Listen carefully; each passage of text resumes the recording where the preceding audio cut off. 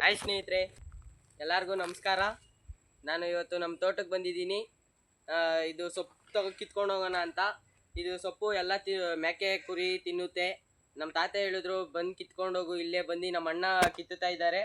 ನಾನು ಕಿತ್ತಿ ಇಲ್ಲಿ ಹೊರೆ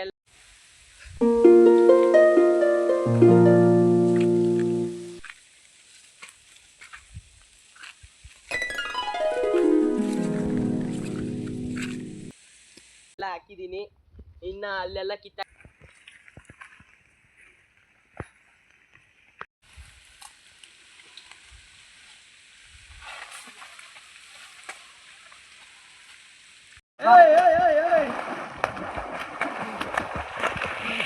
ಥ್ಯಾಂಕ್ ಯು ಫ್ರೆಂಡ್ಸ್. ನೋಡೋಣ ಮುಂದಿನ ವಿಡಿಯೋದಲ್ಲಿ. Bye friends.